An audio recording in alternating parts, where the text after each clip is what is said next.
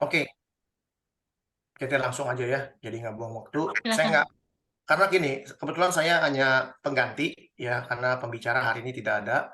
Jadi Ibu Ayu memberikan saya judul yang sangat mengerikan sebenarnya buat saya. Ya, karena ini kalau baca tiga sola ini sampai 3 bulan juga nggak selesai bahasnya. Ya, beneran 3 bulan nggak akan selesai. Ya. Tapi sebelum saya lanjut, seperti biasa kita mau berdoa sekali lagi ya, terutama untuk saya. Ya. Supaya saya ini tidak memakai opini. Ya. Saya mau berserah penuh, saya mau roh sendiri yang menuntun saya berbicara, saya cuma alat. Oke? Bapak dalam surga, terima kasih atas pimpinan Tuhan dalam hidup kami selama ini. Kami sudah dikuduskan Tuhan, kami sudah mau melakukan apa yang Tuhan rencanakan, Tuhan kehendaki dalam hidup kami. Tuhan, hamba-Mu tidak tahu apa-apa, jujur tidak tahu apa-apa. Tapi Tuhan pemilik semesta langit, alam semesta ini pemilik Tuhan. Tuhan yang akan memberikan segala sesuatu yang akan Tuhan berikan. Hati Tuhan kepada kami, buka telinga kami lebar-lebar, buka pikiran kami.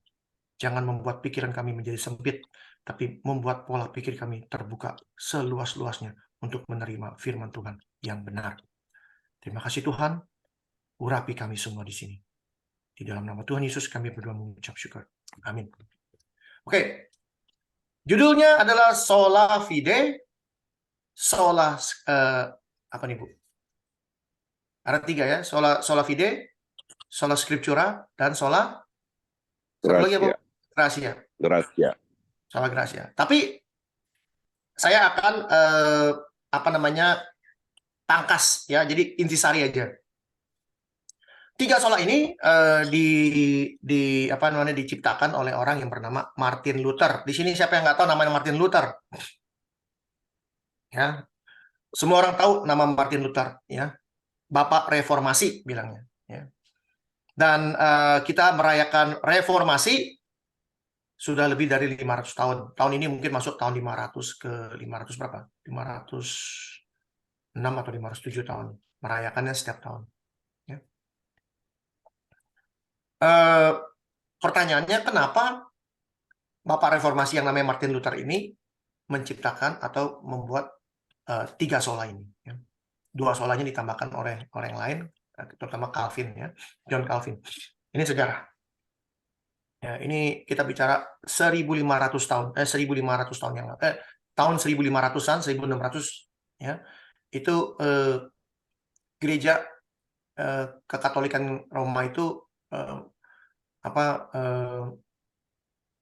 saya nggak takut kalau ini direkod ya. Saya tidak menyerang agama Katolik dan saya juga tidak menyerang agama Protestan. Tapi yang saya mau kasih tahu adalah fakta. Fakta apa? Fakta sejarah yang kebanyakan orang Kristen dari kita semua nggak pernah mau belajar. Ya. Jadi gereja pada saat itu kekatolikan Roma memang memiliki sebuah kesalahan. Ya. Kesalahannya apa? Bahwa ada pengampunan dosa yang bisa dijual. Tapi sebelum itu gereja Katolik nggak ada masalah. Jauh sebelum Martin Luther, bahkan 1500 tahun. Ya, 1500 tahun setelah Kristus naik ke surga, itu nggak ada masalah. Bapak-bapak gereja, pencetus-pencetus bapak-bapak gereja, ya, Petrus, ya, Yakobus, ya, Paulus, itu mereka mendirikan gereja atau mempunyai tradisi gereja yang baik, yang dipelihara ratusan bahkan ribuan tahun. Dan jangan pernah berpikir dalam waktu ratusan dan ribuan tahun itu nggak ada pendiri-pendiri atau leader ya yang nggak benar. Ada banyak, nggak tertulis saja. Ya, banyak ya, manusia-manusia yang menyusup ke dalam gereja Katolik Roma menjadi serigala di dalamnya. Banyak nggak? Banyak. Kalau terjadi hari ini, 2000 tahun yang lalu juga terjadi. Bahkan 4000 tahun yang lalu juga terjadi. Penyusup-penyusup. Ya. Bisa saya buktikan. Ya. Buktinya apa? Contoh Nabi aja. Bileam. Nabi ditunjuk Tuhan sebagai alatnya Tuhan. Tapi bisa membelot. Gara-gara apa? Gara-gara duit. Kan gitu. Sama.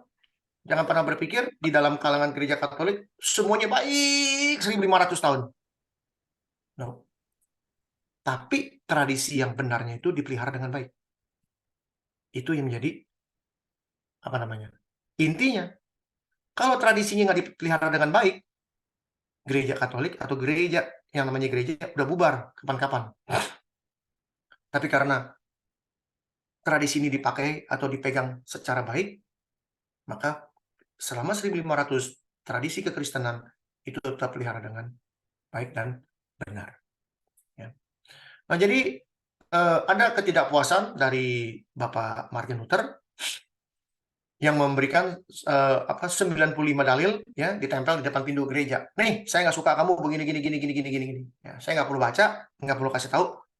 Tugas kita sama-sama buka Mbah Google. Kalau yang suka nggak Google nih, kalau misalnya ada apa namanya ada diskusi, misalnya ada diskusi ya.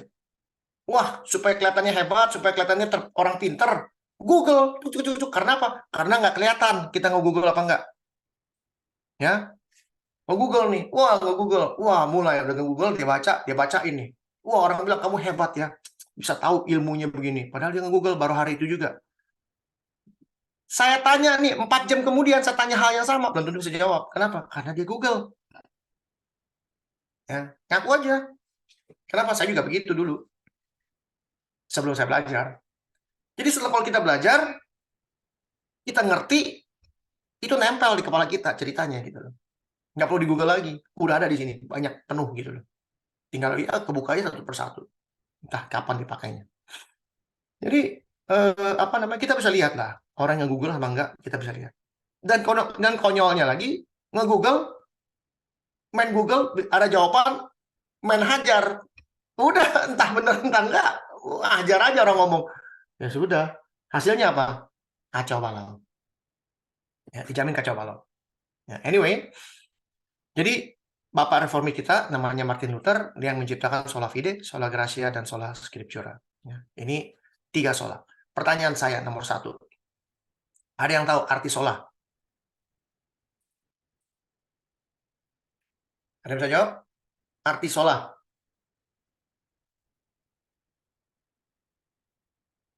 Bapak Ibu, arti sola. Ayo. Lupa. Lupa, itu jawaban paling jujur yang pernah saya dengar. Lupa, oke. Lupa dan nggak tahu ada bedanya. Lupa artinya pernah dengar tapi lupa. Kalau nggak tahu, benar-benar saya baru dengar Pak, sola itu ada artinya.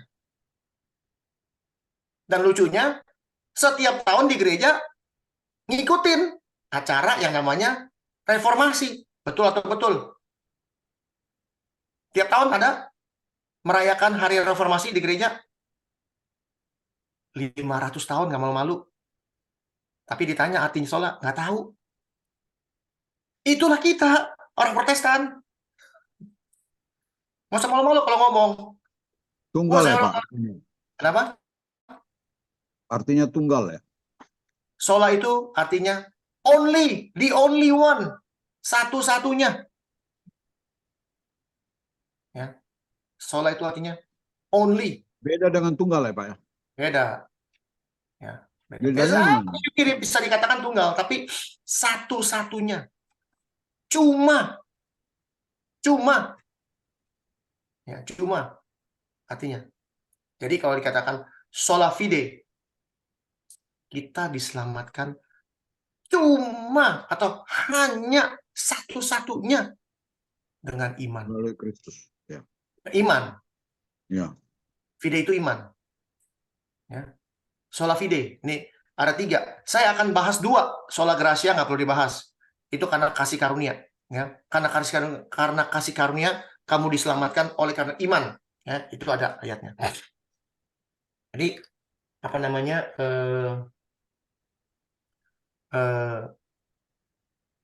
Nggak perlu kita bahas yang panjang-panjang. Saya cuma mau kasih tahu bahwa sola itu artinya hanya atau cuma atau satu-satunya.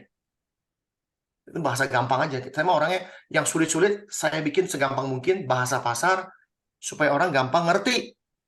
Kalau saya bahasanya yang aneh-aneh, tinggi-tinggi-tinggi, ngantuk, udah ngantuk mending kalau ngantuk doang. Kagak ngerti apa-apa. Setuju? Kalau bisa dua-dua bahasa, Pak. Supaya kita lebih mengerti. Ya, ini 2 bahasa udah pakai. Satu sola fide, bahasa sekolah, bahasa Indonesianya, bahasa yang gampang, bahasanya kamu diselamatkan cuma hanya karena iman. Hmm. Itu kan gampang. Bahasa keren, bahasa akademis. Sola fide, sola gratia, sola scriptura, Christos, dan sola the gloria. Itu sebenarnya 5 sola. 2 sola ini ditambahkan oleh orang lain. Ya, 3 sola dari Martin Luther. Lalu pertanyaannya, ini kenapa si siapa namanya si Martin Luther membuat statement bahwa iman hanya kita hanya diselamatkan oleh iman saja, satu-satunya, tanpa perbuatan. Dan ini dikembangkan oleh orang yang namanya John Calvin. Ya, John Calvin yang dikenal dengan ilmunya namanya predestinasi. Ya, Tuhan bisa milih. Ya, nggak boleh panjang-panjang karena nggak ada urusan dengan predestinasi. Cuma saya mau kasih tahu, predestinasi Tuhan sudah tentukan. Kamu masuk surga, kamu masuk neraka. Itu John Calvin punya urusan. Tapi dia salah satu murid atau salah satu orang yang mengembangkan namanya sola fide. Kamu diselamatkan oleh iman. Sekali selamat, tetap selamat. Siapa yang pernah dengar kalimat sekali selamat, tetap selamat? Sering. Sering. Nah, itu John Calvin. Dengan cara kamu sudah menerima Kristus, pokoknya kamu berbuat dosa, pakai ayat 1 Yohanes 1 ayat 9. Ada yang ingat 1 Yohanes 1 ayat 9? Ayo. Ada yang ingat? Apabila kita mengaku dosa kita, maka Ia setia dan adil. Sehingga Ia mengampuni segala dosa kita dan menyucikan kita dari segala kejahatan kita. Itu yang dipakai. Jadi kita kalau berbuat dosa, udah ngaku aja sama Tuhan. Pakai 1 Yohanes 1 ayat 9. Terus-terusan begitu hidupnya. Apakah benar bahwa kita diselamatkan oleh iman saja? Tapi Yakobus mengatakan, iman tanpa perbuatan adalah mati. Mati. Nggak ada nilainya. Ayat berapa itu, Pak? Yakobus. Ya. Yakobus. Ayat berapa? Waduh. Yakobus berapa ya? Bentar. Nih, kita lihat sama-sama.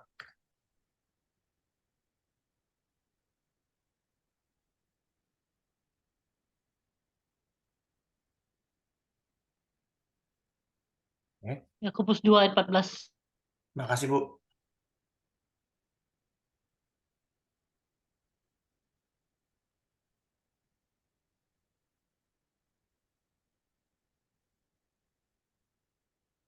Katakan, apa gunanya saudara-saudaraku jika seorang mengatakan bahwa ia punya iman, padahal ia tidak mempunyai perbuatan? Dapatkah iman itu menyelamatkan dia?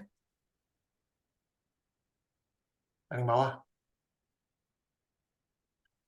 Sebab seperti tubuh tanpa roh adalah mati, demikian juga iman tanpa perbuatan adalah mati. Tuh.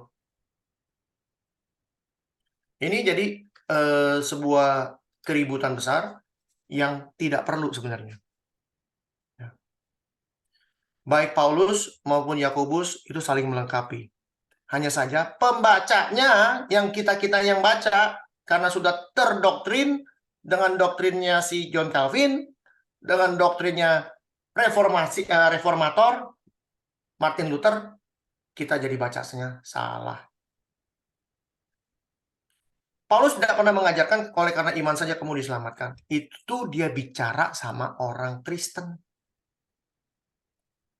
Ya, orang Kristen yang ada di Roma, orang Kristen yang ada di Galatia, orang Kristen yang ada di Korintus, yang dia sudah sebarkan agamanya, ajarannya, ilmunya sudah disebarkan kepada orang-orang Yahudi dan juga kepada orang yang bukan Yahudi. Disebarkan oleh Paulus. Berdirilah gereja. Tapi buat orang-orang Yahudi yang sudah quote and quote sudah Kristen, mereka masih menjalankan hukum Taurat. Bukannya salah, tapi mereka berpikir dengan menjalankan hukum Taurat, mereka tetap diselamatkan walaupun mereka percaya pada Kristus. Kata Paulus, no, itu salah. Itu cuma khusus buat orang yang belum kenal Kristus. Orang menjalankan hukum Taurat, hidup oleh hukum Taurat, katanya. Karena mereka belum kenal Kristus. Jadi dengan menjalankan hukum Taurat itu, kamu bisa benar. Belum tentu diselamatkan. Bisa benar. Oleh perbuatanmu lah, kamu bisa diselamatkan melalui hukum Taurat. Ini yang terjadi orang Kristen zaman dulu. Ini orang Kristen nih kita bicara. Dan ini tidak pernah dikasih tahu sama pembicara tentang arti diselamatkan oleh iman saja. Cuma ngomong begitu, tapi nggak pernah dikasih tahu. Paulus ini ngomong sama orang Kristen. Orang yang sudah kenal Yesus. Yang ada di kepala mereka, keselamatan itu hukum Taurat. Bukan Yesus. Makanya dikasih tahu sama Paulus. Yang jadi keselamatan itu Yesus. Bukan perbuatan kamu, bukan. Tapi Yesus. Ngasih taunya gitu. Ini pakai bahasa pasar. Ini yang paling gampang aja saya pakai. Dan orang zaman sekarang nggak pernah mau ngerti itu. Masih aja ngeyel. Masih aja kekeh bilang, ini bukan. Begini, begini. Aduh, saya pusing kadang-kadang. Karena bacanya nggak benar. Gitu loh. Lalu, kalau kamu sudah benar di dalam Kristus dan kamu sudah tahu bagaimana hidup itu, keselamatan itu oleh Kristus, oleh iman kamu kepada Kristus, bukan berarti hukum Tauratnya diabaikan. Dijalankan terus. Kenapa? Karena Paulus juga ngajarin bagaimana hidup menurut hukum Taurat. Nggak percaya? Kita buktikan. Ada di mana? Galatia 5 ya? Tadi saya baca. Nih. Ini kemerdekaan Kristen judulnya. Paulus ngasih tahu ya, supaya kita ini sungguh-sungguh merdeka. Kristus telah memerdekakan kita. Kita ini kita yang sudah kenal Kristus. Ini Kristus sudah dikenal. Karena itu berdirilah teguh, jangan mau lagi dikenakan kuk perhambaan. Ya. Sesungguhnya aku Paulus berkata kepadamu, jikalau kamu menyunatkan dirimu, Kristus sama sekali tidak akan berguna. Nggak ada gunanya. Kamu hanya menyunatkan dirimu, artinya menyunatkan ini, yaitu menjalankan hukum Taurat. Sekali lagi aku katakan kepada setiap orang yang menyunatkan dirinya, bahwa ia wajib melakukan hukum Taurat. Menyunatkan diri artinya dia menjalankan semua hukum Taurat, padahal sudah kenal Kristus. Kamu lepas dari Kristus. Nggak ada urusan dengan Kristus. Jikalau kamu mengharapkan kebenaran atau keselamatan oleh hukum Taurat, kamu hidup di luar kasih karunia. Kamu hidup di luar hoki. Bahasa kerennya hoki. Ya, kasih buat saya nih, kasih karunia itu hoki. Kasih karunia ini yang namanya sola gratia. Makanya saya nggak mau perpanjang. Saya cuma mau pakai dua aja, sola fide dan sola scriptura. Karena dua ini yang paling menjadi dasar dalam kehidupan reformis, kehidupan reformasi dari 500 tahun lalu sampai detik hari ini. Yang membuat gereja Protestan hancur berantakan. Denominasi sampai 45.000. 45.000 denominasi sejak Martin Luther mengklaim atau mengreformasi kekristenan.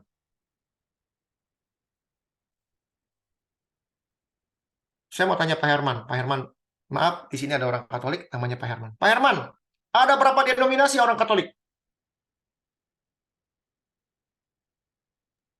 Kalau Katolik, setahu saya ada yang Roma, Ortodok, ya Pak. Itu bukan denominasi, Pak. Denominasi itu, saya orang Baptis, saya orang Pantekosta, Berarti Katolik saya satu orang aja Bethel. Pak. Lain, Ya. lain. Sekarang nih, Roma Katolik, Katolik Anglikan, Katolik Roma, Katolik ini. Pemimpinnya siapa? Satu kan? Iya, Kristus kan? iya, Diakui kan? iya. Ajaran katekisasinya sama kan? Sama. Bukunya sama kan? Bacanya sama kan? denominasi, bukunya satu. Tapi ayatnya dibaca satu, 45.000 orang bacanya beda-beda. Itu denominasi. Bisa bacanya beda. Contoh yang saya bilang tadi, bahwa kita diselamatkan oleh iman. Yang satu bilang, no, ntar dulu. Bukan iman saja, tapi perbuatan juga. Berantem. 45.000 kamu malu. Nggak percaya, Google sendiri. Sebab oleh roh dan karena iman, kita menantikan kebenaran yang kita harapkan, yaitu keselamatan yang kita harapkan. Sebab bagi orang-orang yang ada di dalam Kristus Yesus bersunat atau nggak bersunat, mau Yahudi kek, mau nggak bukan Yahudi, itu nggak penting, nggak punya arti, katanya. Hanya iman yang bekerja oleh kasih. Lihat, apakah Paulus mengajarkan kamu diselamatkan oleh iman saja, tanpa perbuatan? No, ini jelas kalimatnya. Iman yang bekerja. Bekerja itu perbuatan. Ya, ya. Betul? Betul? Ya. Iman yang bekerja oleh kasih. Perbuatan apa? Perbuatan kasih. Iman tanpa perbuatan kasih, kata Yakobus, mati. Sama nggak? Sama. Sama. Yakobus sama Paulus sama ilmunya. Cuman yang bacanya 45.000 orang beda-beda. Gitu loh. Itu jadi masalah. Apakah sola fide salah? Enggak, benar, bagus. Tapi bacanya salah. Ini loh. Dahulu kamu berlomba dengan baik. Dahulu artinya sebelum kenal Kristus, mati-matian menjalankan hukum Taurat. Betul. Karena kamu tahu hukum Taurat itu sebuah kebenaran. Salah? Enggak salah. Siapakah yang menghalangi kamu sehingga kamu tidak menuruti kebenaran lagi? Siapa yang bisa menghalangi kamu untuk bisa melakukan hukum Taurat? Nggak ada yang berani. Ajakan untuk tidak menurutinya lagi bukan datang dari Dia yang memanggil kamu. Sedikit ragi sudah menghampirkan seluruh adonan. Jadi artinya apa? Satu ragi kecil, adonan jadi berbeda. Dalam Tuhan aku yakin tentang kamu bahwa kamu tidak mempunyai pendirian lain daripada pendirian ini. Tetapi barang siapa mengacaukan kamu, ia akan menanggung hukumannya. Siapapun juga dia. Terjadi? Zaman sekarang kita dikacaukan? Yes. Mau bukti? Gampang. Buktinya gampang aja. Katolik sama Protestan berantem mulu kerjaannya. Kacau? Kacau nggak, Pak? Kacau. Sekarang kalau sesama orang Kristen, yang satu bilang Katolik, yang satu bilang Protestan, dua-duanya sama-sama kenal Kristus, dua-duanya mengakui bahwa Yesus adalah Tuhan, tapi dua-duanya berantem. Yang tepuk tangan siapa? Siapa yang tepuk tangan? Iblis. Tuh, jawab sendiri. Bukan saya yang jawab. Ya. Dan lagi, aku ini saudara-saudara, jikalau aku masih memberitakan sunat, artinya apa? Artinya, Paulus masih ngajarin hukum Taurat. Kenapa saya dianiaya juga? Ini di Galatia ini, Paulus sedang membela diri. Dia ditangkap orang, katanya menyebarkan ajaran di luar agama Yahudi. Mengajarkan bukan hukum Taurat, katanya. Dia bilang, saya ajarin kamu harus disunat kok.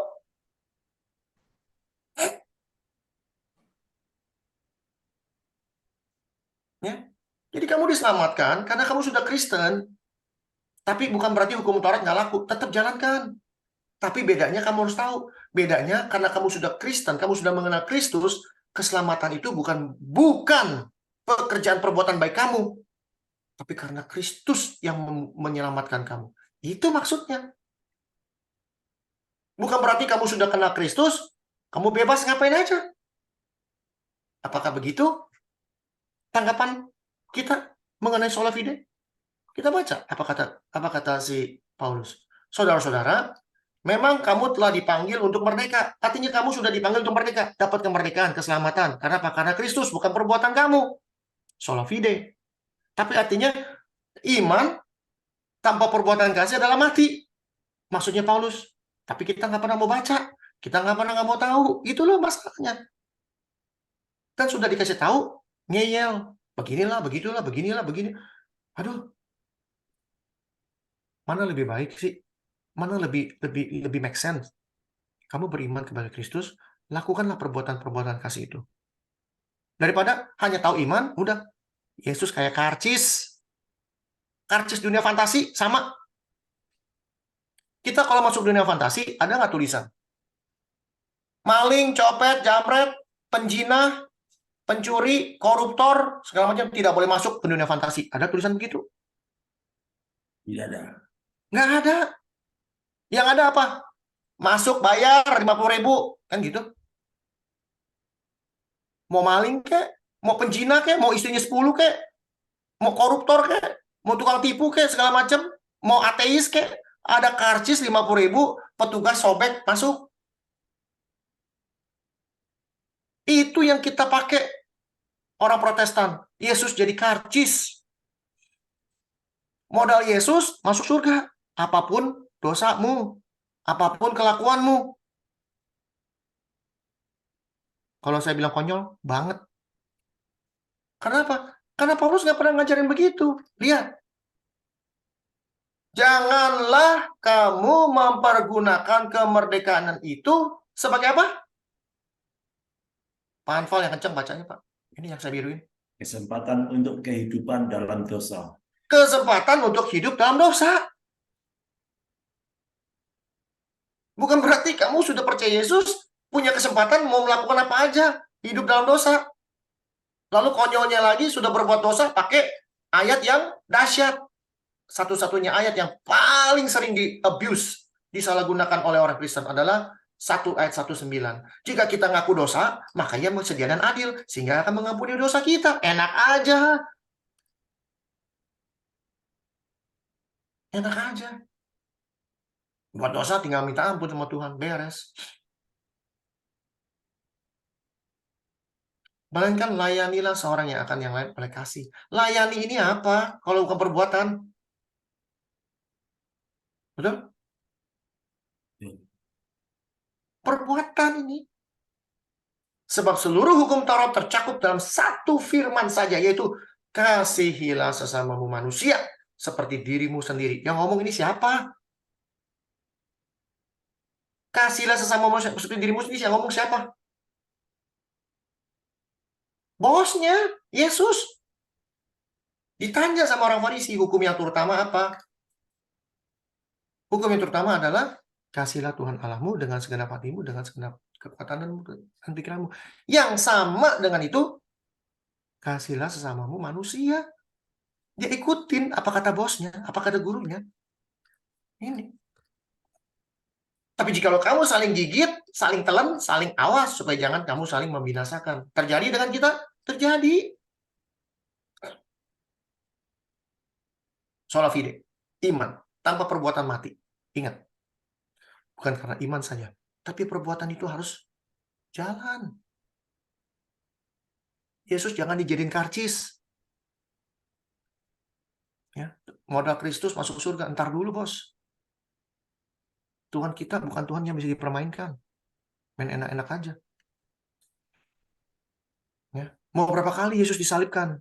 Hari ini saya berdosa, besok saya minta ampun, Tuhan disalib. Hari ini berdosa lagi, Tuhan.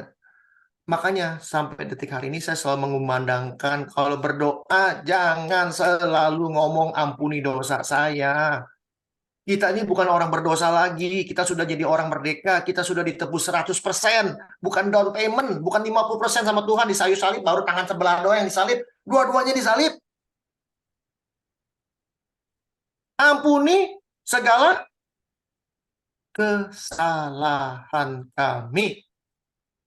Bapa di dalam surga, dimuliakan namamu, datang kerajaanmu, jadilah kehendakmu di bumi seperti di surga. Berilah kami pada hari ini makan kami yang secukupnya. Dan ampunilah kiranya kesalahan kami. Itu Yesus yang ngajarin kesalahan kami. Kenapa? Kamu sudah set bos. Tapi apa yang terjadi dengan hidup kita? Masih enak berbuat dosa.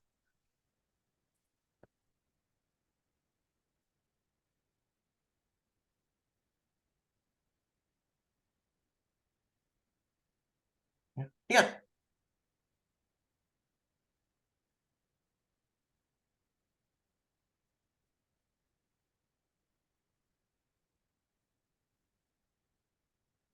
Ya.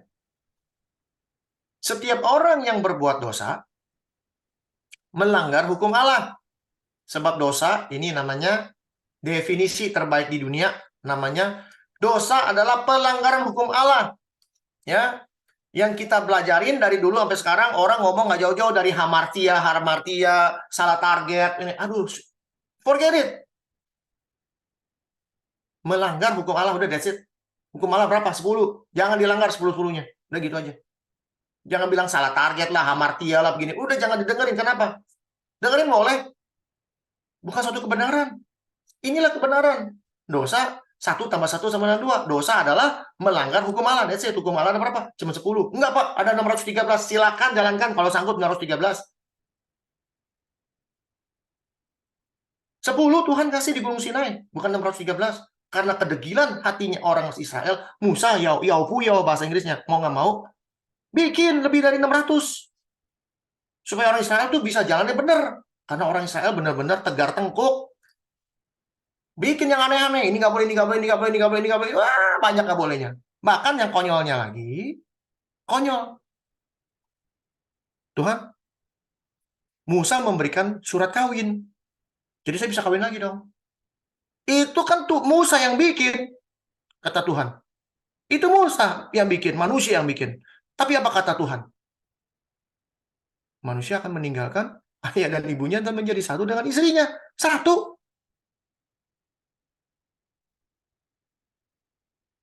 Allah mengajarkan kita satu istri. Kalau udah mati, baru nikah lagi. Bukan diceraikan, kawin lagi. Nggak ada. Kenapa? Karena kedegilan hatimu. Kata Yesus, bukan kata saya. Nggak percaya, cari aja sendiri ayatnya. Ada. Kalau nggak ada, datang ke saya. Pak, nggak ada ayatnya, Bapak ngomong sembarangan. Gitu. Ibu Ayu, tolong bantu Ibu cari Bu. Tentang perceraian. Ya, di dalam kitab Injil. Ya. Nanti kasih tahu. Lanjut. Tolong cariin tentang perceraian yang Yesus mengatakan bahwa karena Musa memberikan judulnya Musa memberikan surat cerai, itu aja. Efesus 4 ayat 18. Hmm? Efesus 4 ayat 14. 18. Efesus berapa? 4 ayat 18. Efesus 4 ayat 18. Bukan di situ, Bu. Pak, itu kalau Efesus yang ngomong bukan Yesus. Yang ngomong bukan Yesus. Kita bukan ya. Markus aja kita buat Markus.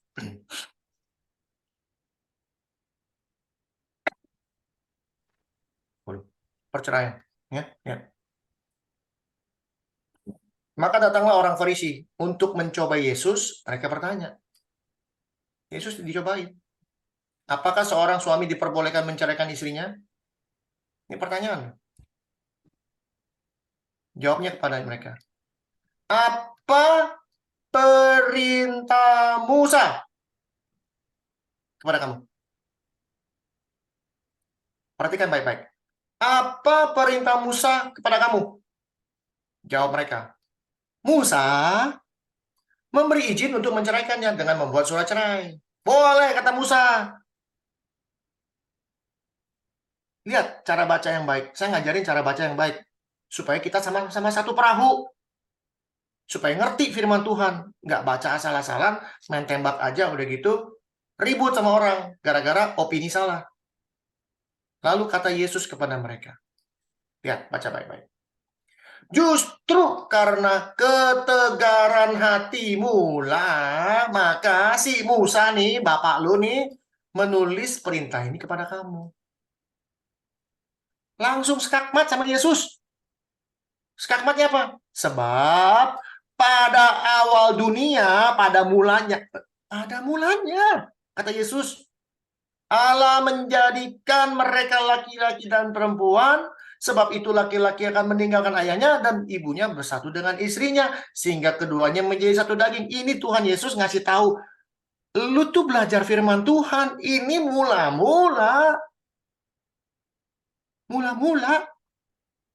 Nggak baca? Saya kasih tahu lagi ya. Sabar, Yesus sabar banget. Demikianlah mereka bukan lagi dua, melainkan satu.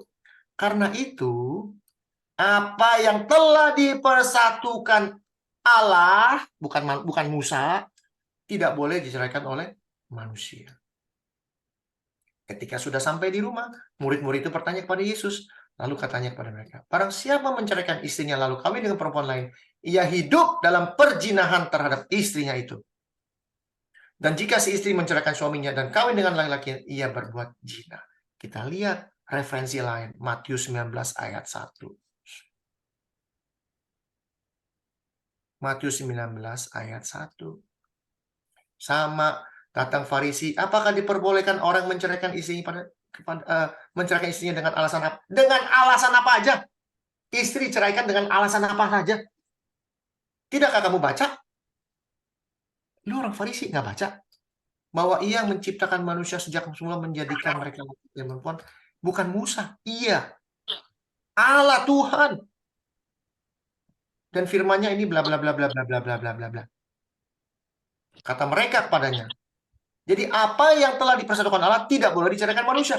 Ini kata iya, bukan kata Musa. Ini bedanya. Kata mereka kepadanya, jika demikian, apa sebabnya Musa memerintahkan untuk memberikan surat cerai?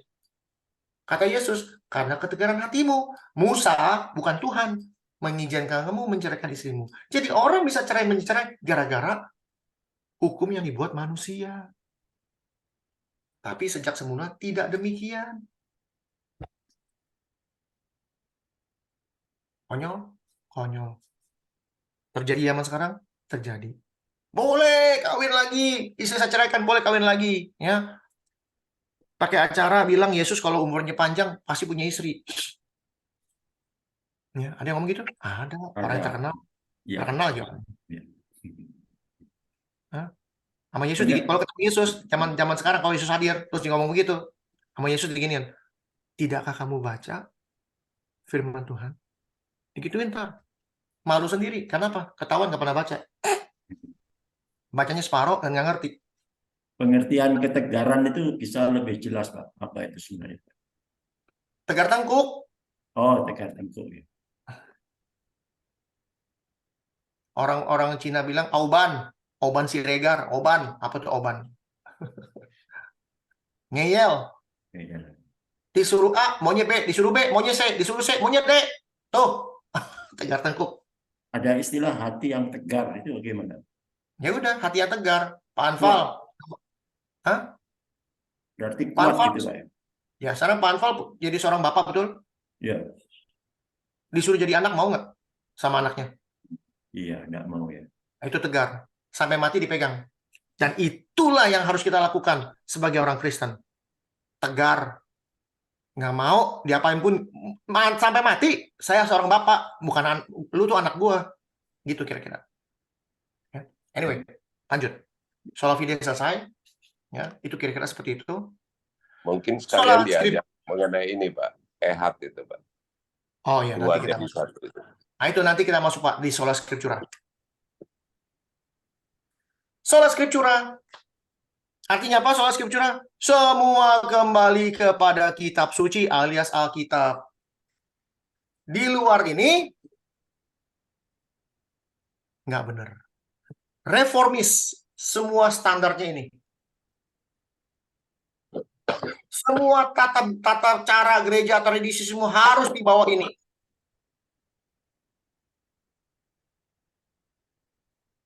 Reformis.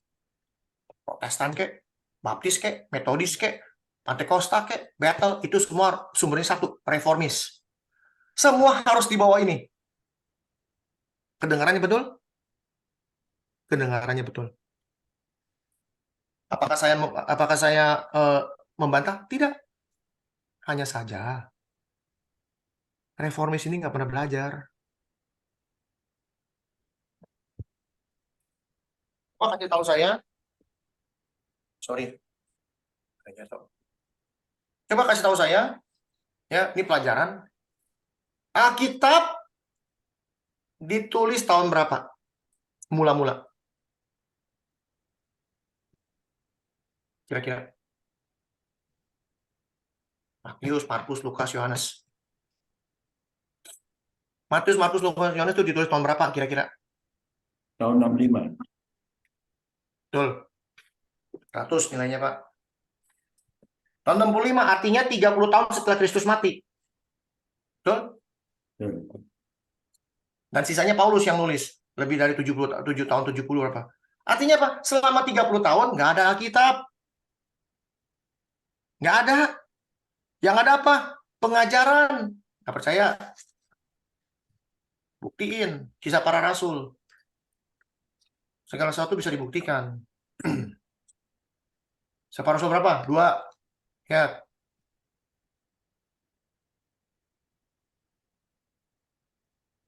Cara hidup jemaat yang pertama. Nih, gereja mula-mula. Gereja mula-mula ngapain? Orang-orang yang menerima perkataan. Perkataan. Perkataan siapa? Lihat. Khotbah Petrus. Petrus khotbah pakai buku. Ayat ini mengatakan ini. Ayat Matius 5. Nggak ada. Hai orang Yahudi. Kamu yang tinggal di Yerusalem. Ketahuilah dan camkanlah perkataanku ini. Orang-orang yang tidak mabuk seperti Abu Saka. Bla bla bla bla bla bla bla. Ini. Dia cerita semua. Ditulis. Apa yang dia ngomong ditulis semua sama orang. 30 tahun kemudian. Tapi pada saat dia mendirikan gereja, nggak ada bukunya. Yang ada buku apa? Ada yang tahu? Zaman ini, zaman Kisah Para Rasul, yang beredar bukunya apa? Yang beredar. Buku pegangan mereka apa?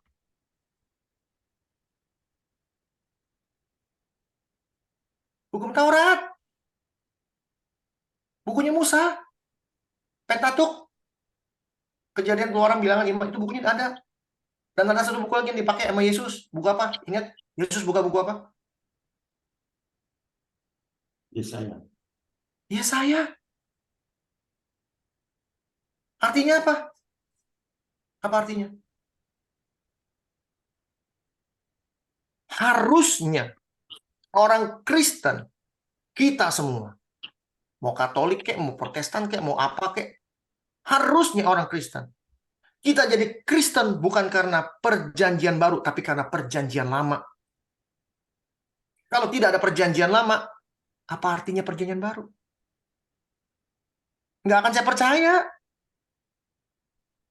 Perjanjian baru tidak akan membuat saya jadi orang Kristen, nggak akan. Tapi perjanjian lama lah yang membuat saya mengerti tentang perjanjian baru. Perjanjian lama itu semua tentang janji kedatangan Dia. Bahkan Yesaya 53 biografi. Nggak percaya? Kita buka.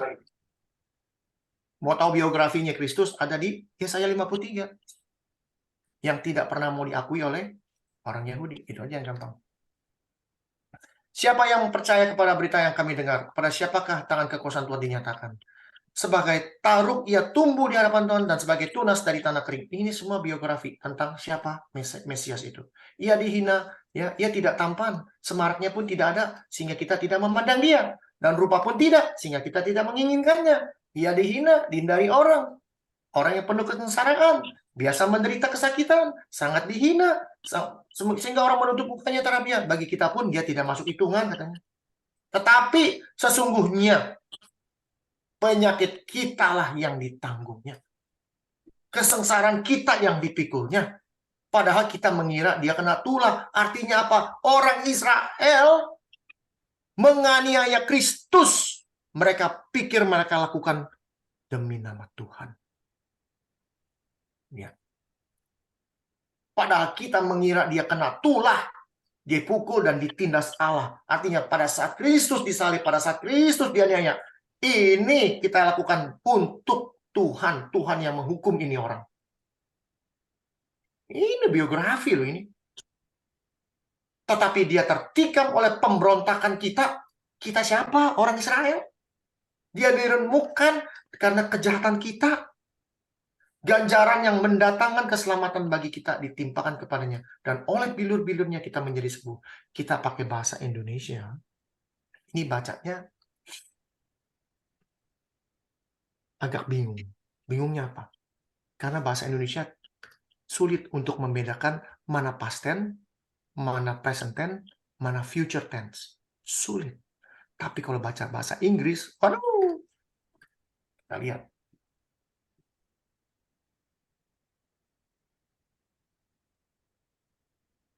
Ini namanya belajar. Ya. Ya. He is despised. Is present tense. Ini ngomong ya saya. Orangnya udah ada. Is present tense. Yesusnya lahir kapan-kapan nanti. Tapi dibilang is. Artinya udah ada. Dia sudah ada. Despised and rejected of men. Dia di reject. Apa tuh di reject tadi bahasa Indonesia? Ditolak. Apa? Ditolak. Ditolak. Ya. Tuh. Dihindari orang. Surely he has borne our grief. Has borne. Ini past tense. Dia sudah dihina dan sebagainya. Ini past tense. Sudah lewat. Kejadiannya udah lewat. Makanya kalau bacanya pakai bahasa yang lain, kita jadi wow. Wow. He was wounded. Dia di apa wounded? Apa itu? Luka. Luka. Was. Tadi is, sekarang was. Kenapa? Past tense. Artinya sudah terjadi bahwa dia itu di apa tadi wounded? Terluka. Terluka. Ya. Penyakit kita lah yang ditanggungnya, ayat 4 kita lihat. Ya. He has borne our grief and carried our sorrow. Carried, ini past tense. We did esteem him stricken, smitten of God, and afflicted, but he was wounded for our transgressions. He was bruised for our iniquities. Was. Sudah terjadi. Jadi kalau kita baca ini, wah dahsyat. Sola Scriptura. Banyak orang kita nggak ngerti bahwa ini satu-satunya buku. Padahal 30 tahun tanpa ini buku. Orang reformis nggak ada pernah mau belajar dan nggak pernah mau tahu. Nggak ada bukunya. Ini gimana? Bagaimana bapak-bapak gereja itu mengajarkan? Tradisi yang diajarin. Tradisi yang Tuhan Yesus ajarkan tuh tradisi. 3 tahun tiap hari begitu. Dilanjutkan oleh rasul-rasul. Yang Yesus lakukan di copy paste tradisinya. Sampai baru ada penulisan. Kisah para rasul tadi. Nah, lihat. Ya.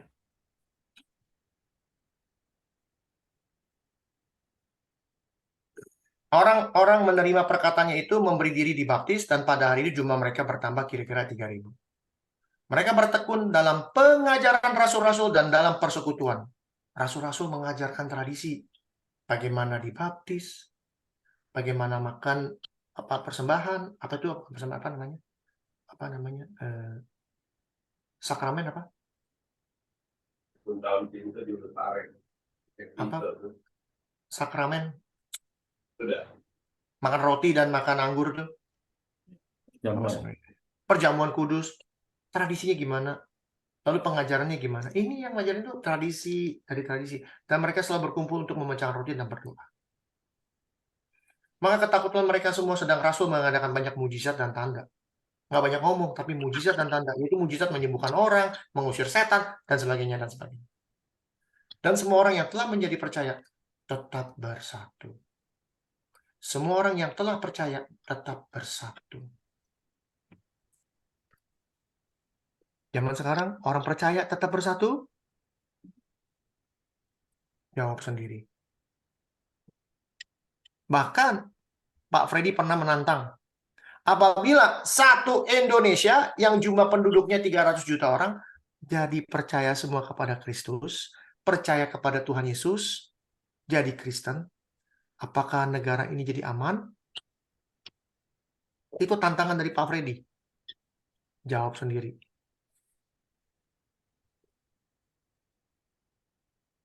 Lalu masuk ke dalam penulisan.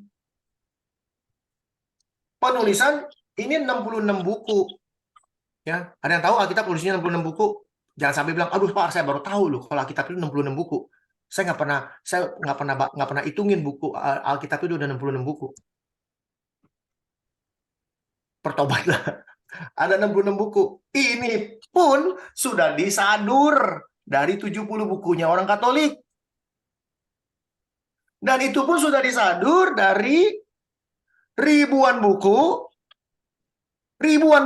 bukan satu, ribuan, menjadi 70 buku. Lalu, kita orang reformis cuma satu-satunya ini doang. Ini aja. Kiamat, kiamat.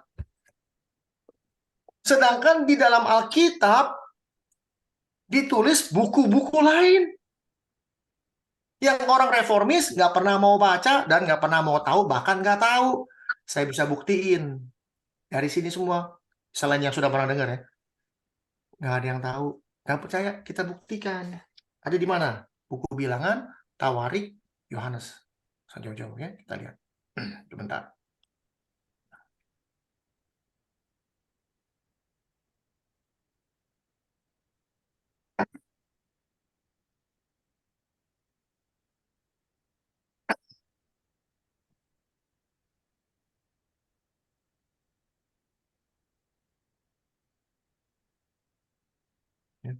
Kita lihat. Nggak percaya, kita buktikan semua. Ya.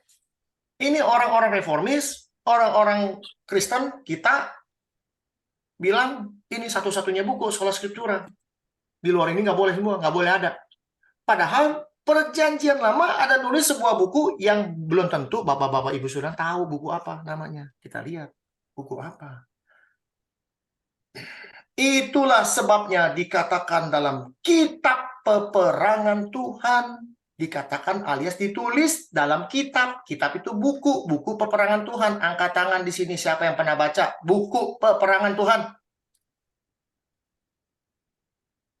Angkat tangan.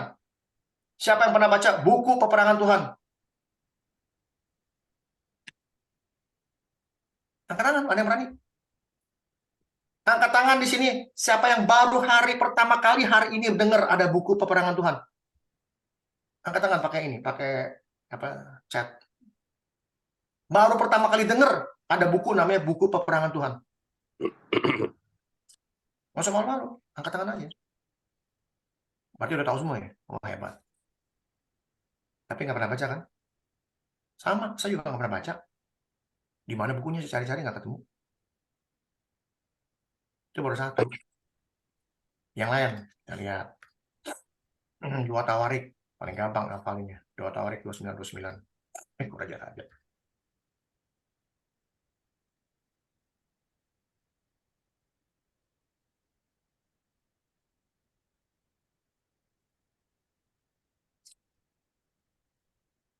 Satu Tawarik mungkin.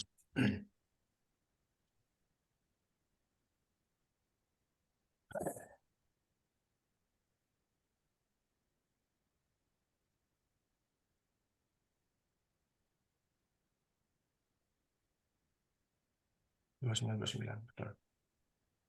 Nah, sesungguhnya riwayat Raja Daud dari awal sampai akhir tertulis dalam riwayat Samuel. Lihat itu. Buku Samuel, siapa yang pernah baca? Saya pernah baca, karena ada di Alkitab, 1 Samuel, 2 Samuel.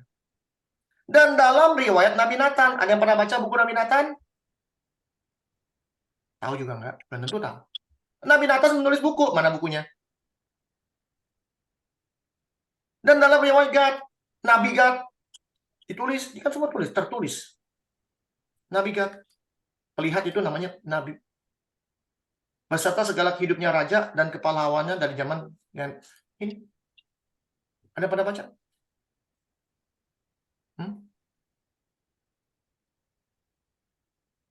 Satu lagi ya.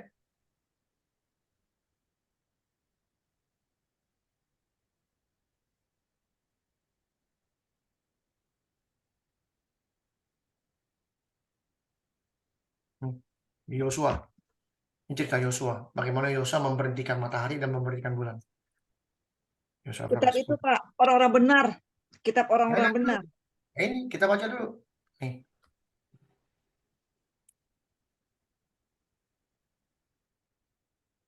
Maka berhentilah matahari dan bulan pun tidak bergerak sampai bangsa itu membalas dendamnya kepada musuhnya. Bukankah hal itu telah tertulis dalam kitab orang jujur? Ada pada baca buku kitab orang jujur? Angkat tangan. Kitab orang jujur di mana bukunya? Ini kita orang reformis semuanya nih. Saya sih nggak pernah baca, saya cari-cari. Saya mau tahu itu buku. Kenapa ditulis? Oh, itu kan perjanjian lama, Pak. Jadi kita nggak perlu baca. Kasih saya satu ayat perjanjian lama yang menulis buku Galatia, yang menulis buku Filemon, yang menulis buku Korintus, yang menulis buku Roma. Kalau ada satu, saya bayarin deh, 1 biji, sepeda deh. Saya nggak punya duit, sepeda. Saya kasih sepeda. Kalau ada satu tulisan tentang kitab Roma, tentang kitab para rasul, kitab Galatia, kitab, tapi dibaca. Padahal nggak ada di perjanjian lama, nggak ada sama sekali. Tapi yang nggak ada, nggak pernah mau dibaca, nggak pernah mau dicari di mana bukunya. Itu kan perjanjian lama, Pak. Ya udah, kita ada perjanjian baru. Biar seneng lah, yang nanya biar happy. Kita kasih perjanjian baru. Biar bacanya benar. Yang ngomong Yohanes, murid yang paling dikasih Tuhan. Apa kata dia? Dialah murid yang memberi kesaksian tentang semuanya ini. Dan yang telah menulisnya, dan kita tahu bahwa kesaksiannya benar. Jadi tulisannya benar. Masih banyak hal lain yang diperbuat oleh Yesus, yang diperbuat Yesus masih banyak. Tapi jikalau semuanya ditulis, harus ditulis satu persatu, kayaknya dunia nggak akan muat dengan buku itu. Bayangin, Yohanes bilang, kalau saya harus tulis satu persatu apa yang diperbuat Yesus, satu dunia nggak cukup. Ini kita cuma satu bukunya. Satu ruangan juga nggak nyampe. Sedunia. Ada Yesus dari umur 12 sampai 33. Di mana ceritanya? Di mana? Bukunya mana? Apa nggak ada yang tulis? Pasti ada. Ada di mana bukunya? Kita nggak tahu. Lalu dengan bangganya, dengan sombongnya, saya sudah baca 1000 kali, saya sudah baca 100 kali, saya sudah baca ini. Segini pun nggak ada yang kita kenal tentang Kristus, yang kita tahu tentang Kristus segini pun nggak ada. Karena ini nggak sampai sedunia, baru segini. Ilmunya baru satu ini. Dan kita orang reformis sombong, ini harus dibawa segala-galanya. Ini paling atas. Sedangkan di dalam ini ada lagi buku-buku yang sola scriptura. Lalu apa lagi? Kata Pak Freddy. Sudah nggak ngerti sola fide, sudah nggak ngerti sola scriptura, mengartikan ayat aja berantakan. Tuhan itu Esa, satu. Nggak ada yang lain, begini begono. Padahal artinya ehad. Apa itu ehad? Apa bedanya ehad sama Esa? Bedanya apa? Bedanya yang gampang nih bahasanya. Ehad, 2 itu jadi 1. Kalau Esa, cuma 1. Dari mana saya bisa ngomong itu?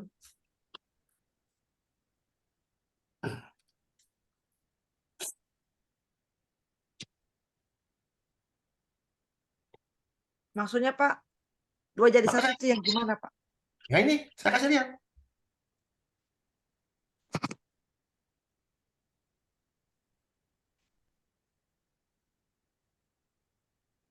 Saya kasih lihat. Sebab itu, seorang laki-laki akan meninggalkan ayahnya dan ibunya dan bersatu dengan istrinya, sehingga dua-duanya menjadi 1. Ini ehad. 1 ini ehad. Ada 2, tapi jadi 1. Ini ehad. Ngerti? 2 jadi 1. Adam dan Hawa bergabung, dia jadi 1. Itu ehad. Itulah yang membuat kita mengerti Tritunggal. Itu yang membuat kita mengerti Tuhan kita. Ulangan 6 ayat 4. Kita buka.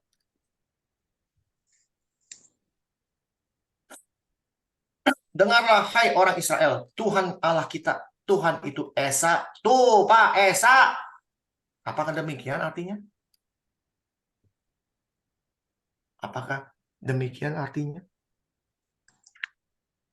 Ini Shema Israel. Kalau yang ngerti Shema. Kasih tahu saya, artinya Shema itu apa? Anda tahu? Saya buka deh. Artinya Shema, ada yang tahu? Kan dibilang Shema Israel. Artinya Shema. Ini orang banyak pakai bahasa Ibrani lah begini. Saya tantang, apa artinya Shema? Google deh, cepet-cepet. Biar kelihatan pintar. Ini artinya. Dengarlah. Itu Shema. Apakah itu Esa? Kita buka dalam bahasa Inggris. Yang gampang. Deuteronomy 6, verse 4. Hear, tuh, Shema. Hear, O Israel. The Lord our God is one Lord. Tuhan Allah kita itu, Tuhan itu Esa. Beda. Is one Lord. Lihat artinya.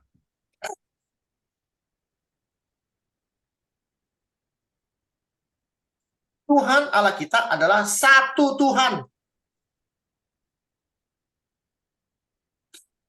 Beda nggak Pak Freddy? Beda-beda. Beda. Tuhan itu Esa sama satu Tuhan itu beda. Father, the Son, and the Holy Spirit. Mereka satu Tuhan. And thou shalt love the Lord thy God with all thine heart, with all thy soul, and with all thy might. And these words, which I command thee this day, shall be in thine heart. Kasihlah Tuhan Allahmu dengan segenap hatimu, segenap jiwamu, dan dengan segenap kekuatanmu. Apa yang kuperintahkan kepadamu hari ini haruslah engkau perhatikan. Harus kamu ajar ulang-ulang kepada anakmu, membicarakan apabila engkau duduk di rumahmu, apabila engkau sedang dalam perjalanan, apabila engkau berbaring, apabila engkau bangun, haruslah juga mengikatnya sebagai tanda tanganmu dan haruslah menjadi lambang di dahimu. Ayat 8 ini saya pernah dengar ayat ini di mana? Harus engkau mengikatnya sebagai tanda pada tanganmu dan harus jadi lambang di dahimu. Ada di mana ayat ini? Ada yang ingat? Wahyu. Wahyu berapa? 13. Orang-orang nggak bisa beli macam-macam kalau nggak pakai tanda ini. Bedanya apa? Setan itu selalu mau copy Tuhan punya. Tuhan maunya apa, dia ikutan. Tuhan bilang, firmanku itu harus menjadi lambang di tanganmu dan menjadi lambang di dahimu. Kata Tuhan, firmannya dia. Artinya mendikatkan di tanganmu. Segala sesuatu yang kita perbuat itu selalu berdasarkan firman Tuhan. Yang harus ada jadi lambang di dahimu. Apa yang kita pikirkan semua itu berasal dari firman Tuhan. Pikirkanlah perkara-perkara yang di atas. Kolose 3:4. Kolose 3:1-4. That's it. Itu maksudnya. Lalu antikris pakai juga tanda di tangan dan di dahimu. Jadi bukan barang baru, barang basi. Setan mau apa yang kamu kerjakan, setan punya kerjaan. Apa yang kamu pikirkan, setan punya pikiran. Tuh. Selebihnya, pikir sendiri. Oh, kok gitu Pak? Nggak ada, ini dong, nggak ada chip segala macam. Pikir sendiri aja. Karena setan copy apa yang Tuhan suruh. Ini namanya Shema. Ada Shema Israel. Shemanya Tuhan. Setan juga nggak mau kalah. Gue bikin Shema juga. Denger orang-orang pengikut saya. Hey, Shema. Shema apa? Shema my follower. Mau jadi follower Kristus atau mau jadi follower si setan? Tinggal pilih. Ya. Yang terakhir. Panjang juga nih. Sola fide, sola gratia, sola scriptura. Pertanyaannya, penciptanya namanya Martin Luther. Apakah dia jalankan ini? Yang dia ciptain, apakah dia jalankan? Sejarah membuktikan Martin Luther menulis di tahun 1600 untuk membakar yang namanya sinagog. Artinya tempat ibadah orang Yahudi. Membakar buku-buku yang penting orang Yahudi. Kenapa? Karena mereka tidak mau percaya Kristus. Sola Christus. Dia nggak mau percaya. Menjadi zaman kegelapan bagi orang Yahudi di Eropa. 1600-1800. Orang Yahudi didata. Nama kamu siapa? Abraham. Kamu percaya Kristus enggak? Enggak, gantung. Kamu siapa? Tanya. Musa atau Moses. Oke. Kamu percaya Kristus enggak? Enggak, gantung. Dia menggantung orang, membunuh orang dengan nama Kristus.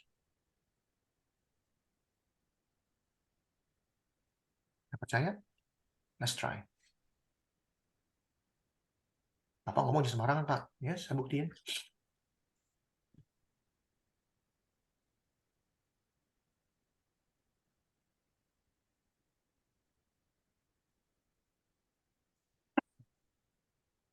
Kita lihat ya.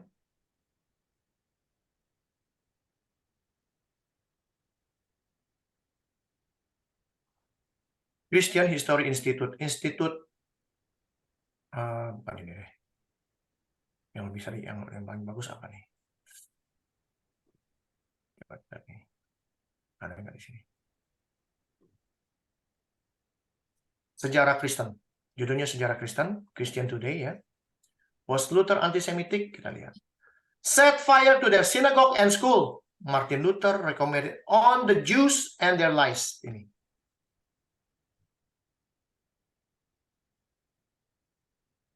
Oh.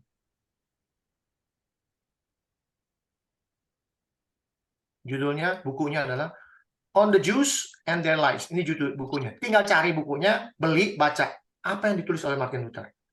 Bakar.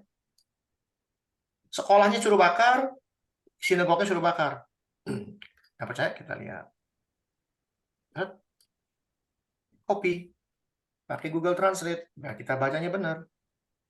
Bakar sinagoga atau sekolah mereka, kata Martin Luther dalam tentang orang Yahudi dan kebohongan mereka. Dibilang orang Yahudi tukang bohong. Rumah-rumah Yahudi harus dihancurkan dan dihancurkan. Maksudnya apa nih? Raise and destroy, artinya dihancurkan. Dan buku-buku doa dan tulisan-tulisan Talmud Yahudi, Talmud itu hukumnya Musa.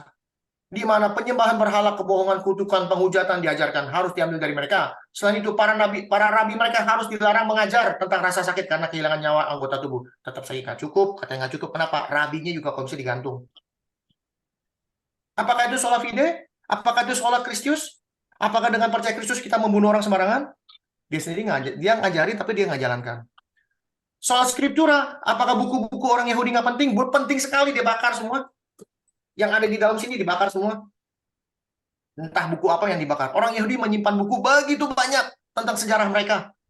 Dibakar. Padahal Old Testament semuanya sejarah mereka. Yang nilainya cuma kecil informasinya. Dibakar. Sekarang kita nggak tahu apa-apa.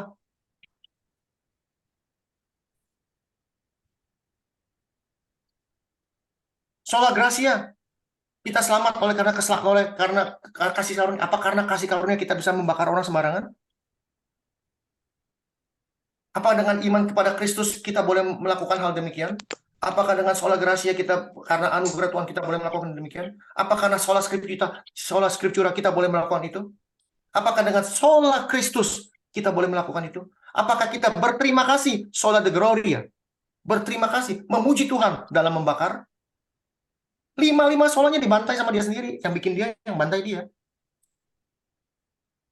Believe it or not.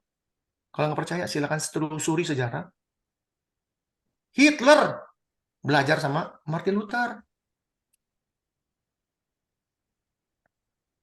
Lalu, setiap tahun kita rayakan 500 tahun. Oke? andai kata Martin Luther tidak pernah hadir, tidak pernah lahir di dunia ini, sampai detik hari ini saya ngomong, kita orang Katolik semuanya. Tuhan memberkati. Saya bukan orang Katolik, saya bukan orang Protestan, saya pengikut Kristus. Saya mengajarkan apa yang Kristus ajarkan kepada saya, dan doktrin saya adalah doktrin Kristus. Bukan doktrin buatan manusia, tapi doktrin yang dibuat Tuhan sendiri. Dan itu yang harus kita lakukan. Hanya satu yang Tuhan inginkan dari kita. Kasihilah sesamamu manusia. Itu saja. Itulah iman yang disertai oleh perbuatan kasih. Tuhan memberkati kita semua. Mari kita berdoa. Terima kasih Tuhan atas segala firman yang Tuhan berikan. Hamba sudah selesai dipakai Tuhan. Biarlah firman dan pengetahuan yang Tuhan berikan membuka hati pikiran kami. Bukan kami hanya mendengar, tapi kami akan mengolah, mengobservasi apakah ini sebuah kebenaran. Apabila menjadi kebenaran, itulah yang memerdekakan kami. Sehingga kami mengerti siapa Engkau. Terima kasih Tuhan, kami serahkan waktu selanjutnya ke dalam tangan Tuhan. Tuhan beracara. Di dalam nama Tuhan Yesus kami berdoa mengucap syukur. Haleluya. Amin. Terima kasih Bapak Ibu yang sudah hadir. Terima kasih waktu yang diberikan panjang, tapi masih mau mendengar. Tuhan memberkati kita semua. Ibu Ayu, silakan. Terima kasih Hendrik. Tuhan Yesus memberkati ya. Terima kasih. Saya mau pindah handphone karena saya harus jalan.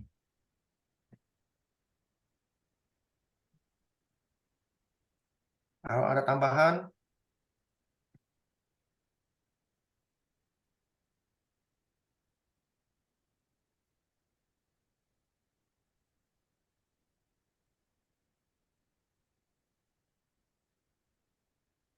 atau masukan, boleh silakan. Ibu recordingnya dimatiin aja nggak apa-apa Bu. Bu Ayu. Halo, Bu Ayu.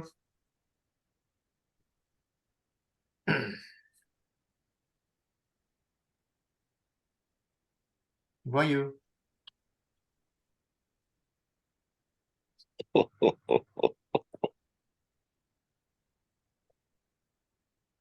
Silakan Ayu.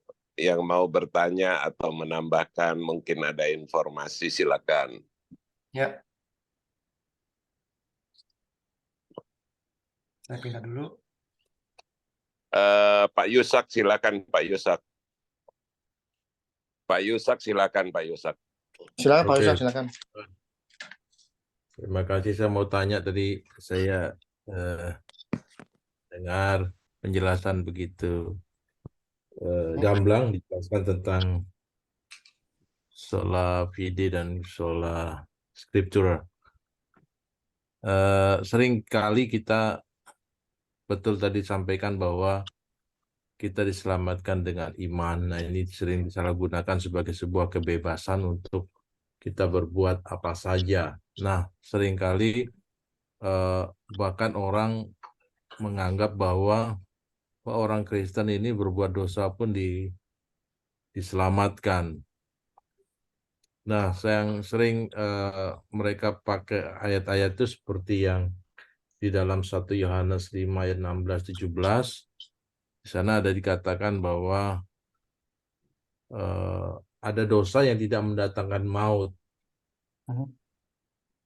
Nah, itu seringkali itu dipakai sebagai, wah itu dosa tidak mendatangkan maut, itu dosa yang dilakukan oleh orang-orang yang sudah hidup berdasarkan sola fide itu tadi. Sedangkan di ayat lain juga mengatakan upah dosa adalah maut. Nah, bisa mungkin dijelaskan ini dosa yang tidak mendatangkan maut kaitannya dengan sola fide ini. Mungkin bisa dijelaskan. Ya Pak, terima kasih pertanyaan yang bagus sekali. Dan ini sudah ditanyakan lebih dari puluhan kali Pak. Tapi secara garis besar saja, karena saya harus kerja. Garis besar Pak, dosa yang tidak bisa diampuni sama dosa yang bisa diampuni, betul Pak ya? Betul nggak Pak? Dosa yang tidak mendatangkan maut. Ya, artinya dosa yang diampuni sama dosa yang tidak diampuni. Setuju nggak? Kalau nggak diampuni kan mendatangkan maut. Kalau diampuni kan berarti nggak mendatangkan maut. Betul? Kalau dosa itu tidak mendatangkan maut, untuk apa minta ampun, Pak? Ya, Mas, kita mau satu perahu dulu. Kenapa saya tanya begitu? Apa namanya, dosa yang mendatangkan maut itu berarti dosa yang tidak diampuni. Kan ada dosa yang tidak diampuni, betul? Ya, itu konteksnya saya melihat berbeda.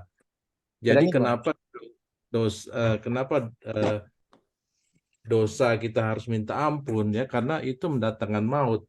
Tapi kalau kita tahu dosa itu tidak mendatangkan maut, ya tidak perlu minta ampun gitu loh.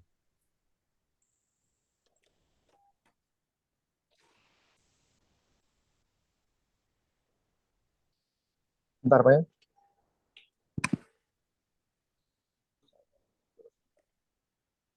Oke, kita lihat konteks. Kalau kita lihat konteks, ya kita kalau saya ada salah kasih tahu ya pemahamannya. Kalau bisa diaminkan, ya begitu. Kita bicara dosa pertama-tama dulu. Ini kita bicara tentang dosa, betul kan Pak ya? Ya. Ya. Jadi sudah dikatakan di dalam Yohanes 3:4, 1 Yohanes 3:4, dosa itu adalah pelanggaran hukum Allah. Setuju Pak ya? Ya, setuju. Setuju. Jadi kita satu perahu dulu supaya kita bisa masuk dalam sesi berikutnya. Kalau kita orang berdosa, kita berdosa itu kita kenal Tuhan atau tidak? Atau maksud kenal Kristus atau tidak?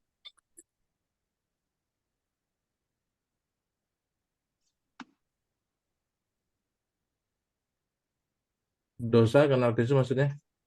Ya, orang kenal Orang Kristus. berdosa itu, orang berdosa itu sudah kenal Kristus atau belum? Ya sudah. Orang Bisa berdosa itu sudah kenal Kristus. Coba sekali lagi pertanyaannya Pak. Orang berdosa itu sudah kenal Kristus atau belum? Ya sudah, bisa belum, Pak? Kenapa? Bisa sudah, bisa belum. Bisa sudah, bisa belum. Pertanyaannya, kalau sudah, dia percaya nggak sama Tuhan Yesus? Belum tentu. Artinya kalau orang berdosa itu, walaupun sudah dengar Kristus atau sudah tahu Kristus, dia nggak mau percaya. Setuju? Ya. Jadi dia masih tetap dikatakan orang berdosa. Setuju? Ya. Setuju? Jadi kalau orang yang berdosa ini, yang sudah dengar maupun yang belum dengar, lalu dia bertobat, mengakui dosanya, mengakui kesalahannya, sesuai dengan 1 Yohanes 1 ayat 9,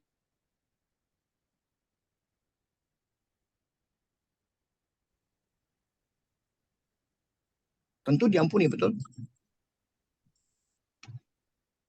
Betul nggak Pak? Bagaimana ulang? Saya putus-putus. Oke, sorry. Sekarang jelas nggak suara saya? Ya, sekarang Jelas, jelas. Kalau orang yang berdosa, baik dia belum kenal Kristus maupun sudah kenal Kristus, tapi pada saat dia tahu ada Kristus dan dia bertobat dan menerima Kristus sebagai Tuhan dan Juru Selamat, dia diampuni nggak? Oh, diampuni. Diselamatkan nggak? Diselamatkan, Pak. Oke, setuju sama sana, setuju Pak ya? Setuju dulu Pak ya sama sana Pak ya? Ya, ya. Tapi kalau dia tidak pernah mau bertobat, walaupun sudah dikhotbahin, sudah dikasih tahu, sudah begini, sudah begitu, Injil sudah masuk begitu banyak, tapi dia tidak mau percaya, diselamatkan nggak dia Pak? Tidak, Pak. Tidak. Jadi ada dosa yang bisa diselamatkan, ada dosa yang tidak bisa diselamatkan. Setuju?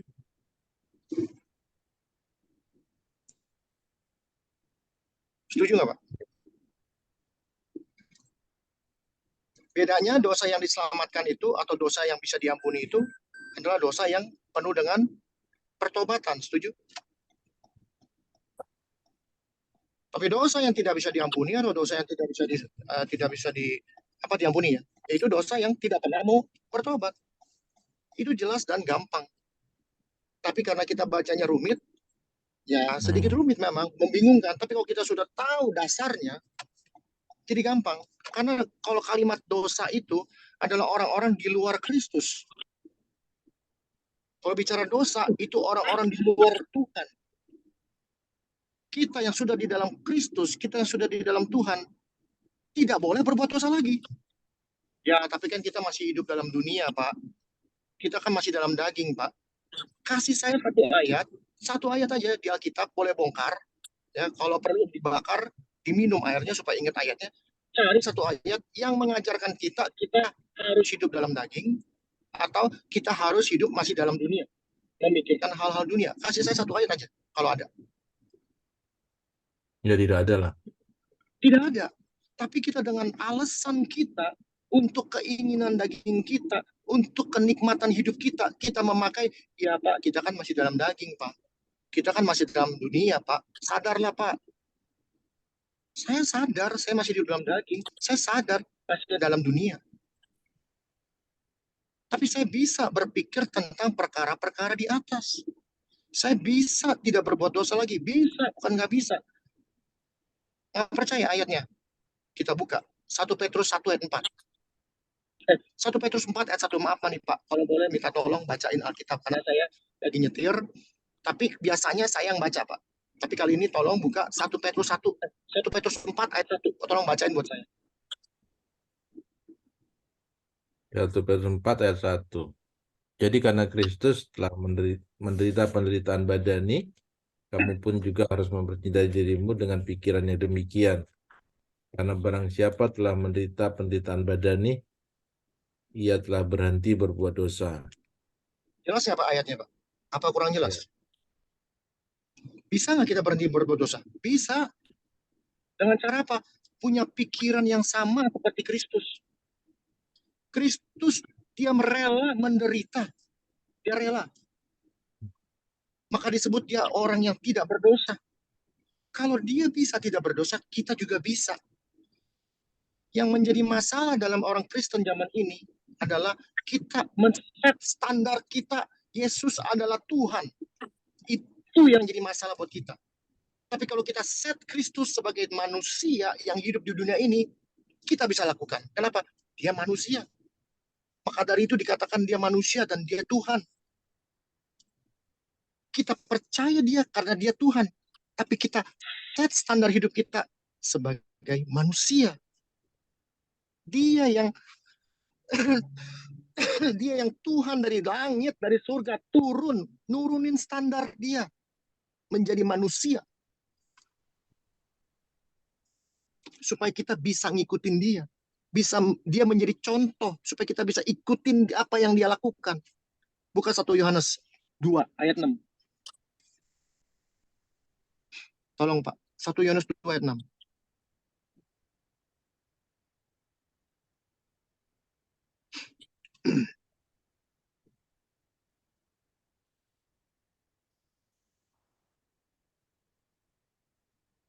Dua ayat 6. Silakan Pak, terima kasih Pak. Siapa mengatakan bahwa ia ada dalam dia, ia wajib hidup sama seperti Kristus telah hidup. Barang siapa yang mengatakan bahwa ia ada dalam dia, atau dengan kata lain, bukan aku lagi yang hidup, tapi Kristus yang hidup di dalam aku, wajib hidup seperti Kristus. Kristus yang telah hidup. Kristus yang telah hidup pada saat 2000 tahun lalu, dia pernah hidup sebagai manusia, kita wajib hidup seperti dia. Oleh karena itu dikatakan, kita ini bukan kita lagi, tapi Kristus yang ada di dalam kita. Dan kita ini dilakukan bukan hanya sebagai pendengar firman, tapi menjadi pelaku firman. Yesus adalah firman yang hidup menurut Yohanes 1 ayat 1. Pada mulanya adalah firman. Kalau kita mengerti firman kita yang kita baca, kita tahu apa itu firman yang harus kita lakukan, kita melakukan firman itu, kita jadi pengikut Kristus, bahkan kita menjadi Kristus di dunia ini. Bukan berarti kita Kristus, tapi bukan kita lagi yang dilihat. Bukan Pak Yusak lagi yang dilihat, tapi Kristus yang ada di dalam Pak Yusak yang orang lain lihat. Siapa Yusak ini? Yusak ini bukan begitu dulu hidupnya. Yusak ini orang berdosa dulunya. Yusak ini orang begini, orang begitu. Tapi sekarang ini bukan dia. Siapa orang ini? Itu akan menarik semua orang untuk datang kepada dia. Itulah dosa yang bisa diampuni dan dosa yang tidak bisa diampuni. Intinya satu, datang kepada dia. Tapi kita yang sudah mengerti dan sudah bertobat dan sudah mengikut dia, jangan sekali-sekali berdosa lagi. Jangan. Kita diajarkan untuk hidup dalam kasih. Kita diajarkan dalam Galatia 5. untuk hidup oleh roh, bukan oleh daging. Berapa banyak pendeta, berapa banyak pengajar, selalu kalau ditanya sama saya, Pak, bisa nggak kita hidup benar? Bisa nggak kita hidup sempurna? Nggak bisa, karena kita masih dalam daging, karena kita masih dalam dunia. Hancur kekristenan kita kalau pemimpin-pemimpin yang ngajarin begini. Hari ini saya ngajarin, bisa. Karena kita diwajibkan hidup seperti Kristus, kita diwajibkan untuk hidup sesuai dengan roh, bukan dengan daging. Dan kita wajib memikirkan perkara-perkara yang di atas. Di bumi ini kita sementara. Oleh karena itu rasul-rasul berani menyerahkan nyawa mereka demi Injil.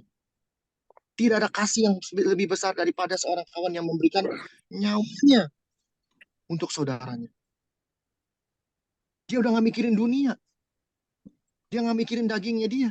Yang dipikirkan bagaimana nanti pada saat Kristus datang kedua kali, kita semua akan diangkat bersama-sama menyongsong Tuhan di angkasa. 1 Tesalonika 4 ayat 13, 14, 15, 16, 17, 18.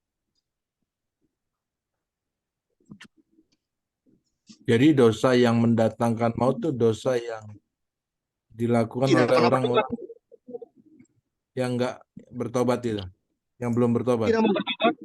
Di Tidak luar mau bertobat. Kristus. Sudah kenal Kristus, tidak mau bertobat. Ada nggak orang Kristen sudah percaya Kristus, hidupnya amburadul? Ada nggak orang Kristen, pendeta bahkan, yang hidupnya berzina, Ada. bergelimang dosa? Banyak. Apakah mereka bisa selamat? No. Berarti kepada mereka kita nggak harus berdoa ya. Bagaimana, Pak? Kepada yang mereka seperti itu kita nggak harus berdoa ya. Begini, Pak. Kita berdoa untuk orang-orang kudus, ya seperti mereka, kita doakan. Tapi bukan berarti Tuhan punya andil untuk membuat mereka jadi nggak berdosa. Soalnya dosa itu atau perbuatan dosa itu, banyak orang berpikir bahwa itu buat setan yang bikin. Padahal tanpa setan pun, sekali lagi saya katakan, tanpa setan pun, tanpa iblis pun, manusia bisa jatuh dalam dosa. Percaya nggak, Pak? Ya. Misalnya di dunia ini nggak ada setan, tapi manusia bisa jatuh dalam dosa. Percaya nggak, Pak? Yang percaya, kita buktikan. Yakobus 1:14. Nggak, mungkin sebelum, karena saya cuma sederhana pertanyaan saya kan, hanya ada dua pembeda saja, dosa yang mendatangkan maut dan tidak mendatangkan maut. Tadi saya sudah semakin menangkap bahwa dosa yang tidak mendatangkan maut adalah dosa oleh orang-orang yang sudah bertobat. Ya. Bukan begini, Pak. Dosa itu, sekali lagi, dosa itu adalah orang-orang di luar Tuhan. Itu yang nomor satu, yang gampang bahasanya, di luar Tuhan. Tapi dia kembali, berbalik kepada Tuhan. Itulah dosa yang diampuni. Tapi dosa yang tidak diampuni adalah orang-orang yang di luar Tuhan dan tidak mau kembali kepada Tuhan. Itu tidak pernah diampuni. Itu, Pak, intinya, Pak. Oke. Jadi Gampang, ya?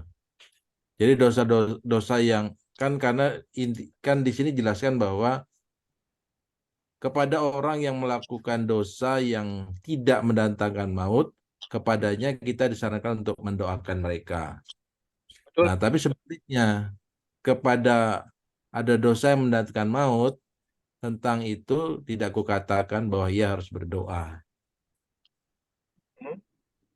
Itu. Jadi kalau kita melihat saudara kita nih, kan intinya kalau kita melihat saudara, ada seorang melihat saudaranya berbuat dosa. Yang pertama, dosa yang tidak mendatangkan maut.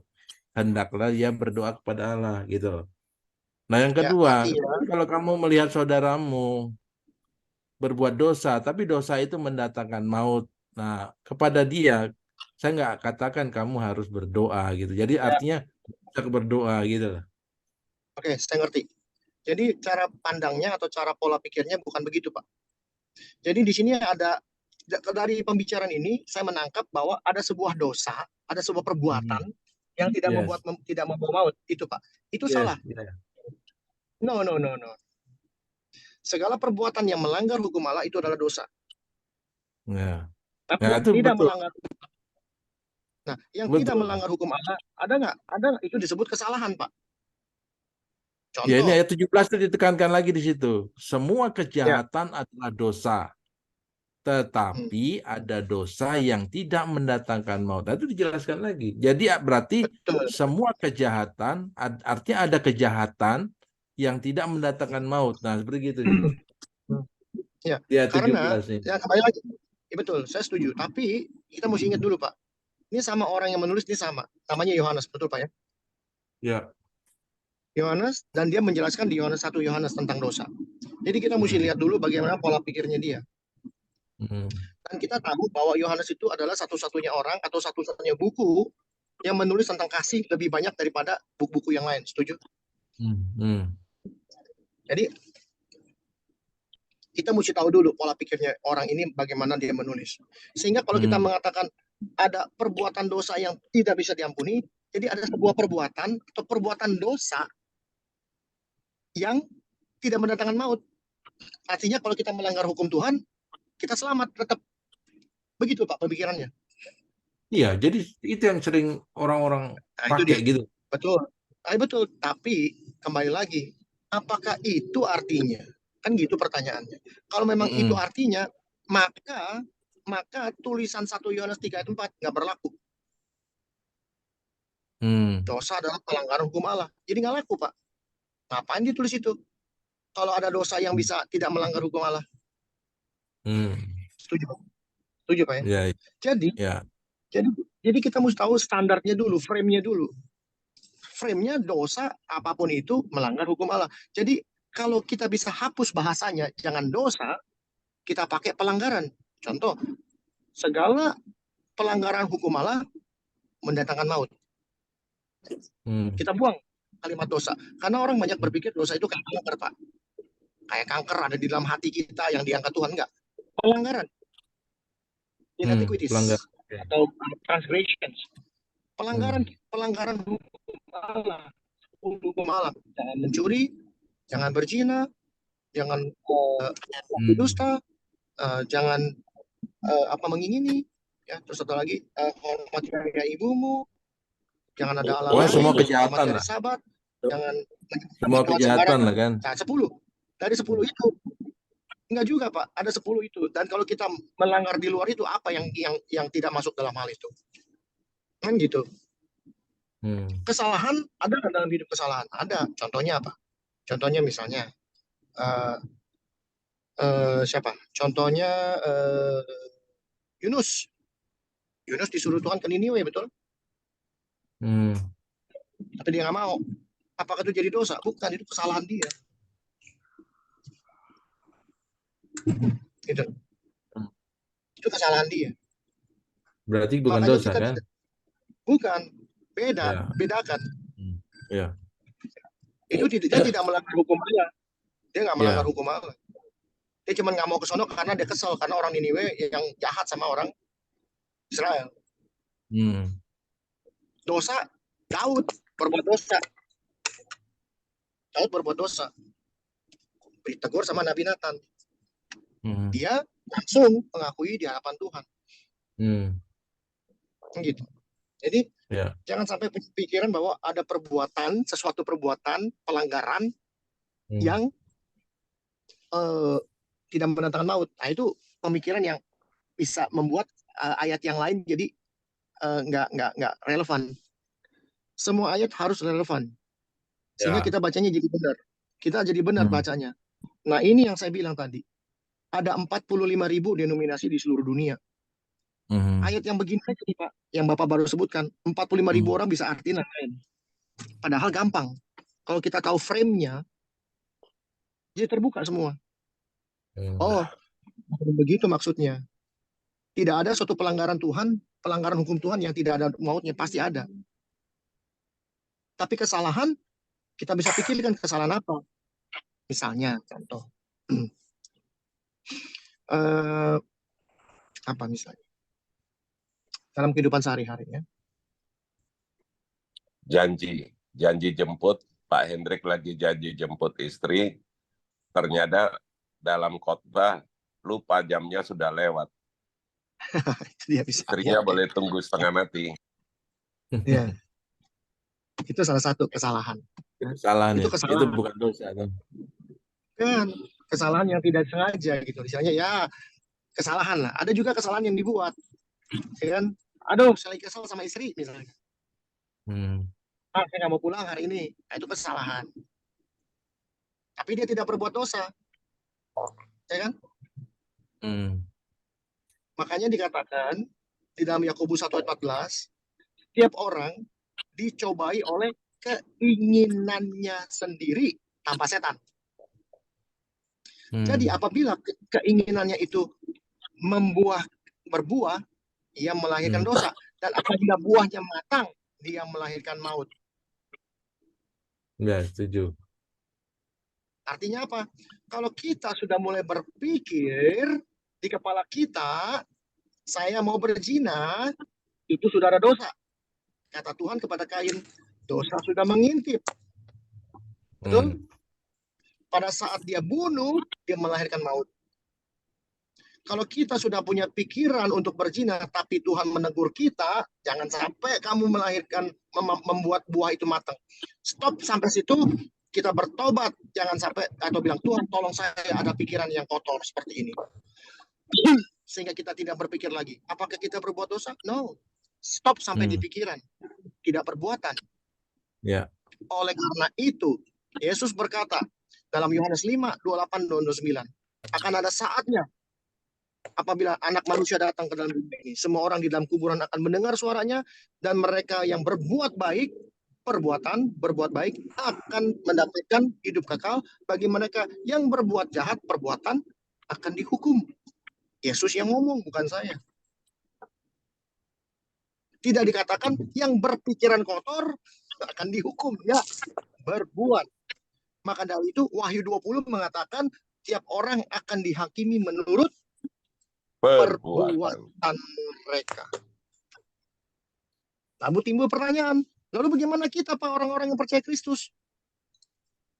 Dengan ayat yang sama, Yohanes 5, ayat 20-an kalau nggak salah, dikatakan barang siapa yang percaya kepadaku, dia tidak turut dihukum. Itulah kasih anugerah alias hoki. Sola Gracia. Sola Gracia. Nah, kadang-kadang sola Gracia itu dipakai juga menjadi apa pemaknaan dari ayat-ayat ini, akhirnya wah itu dosa yang dilakukan oleh orang-orang Kristen. Ya.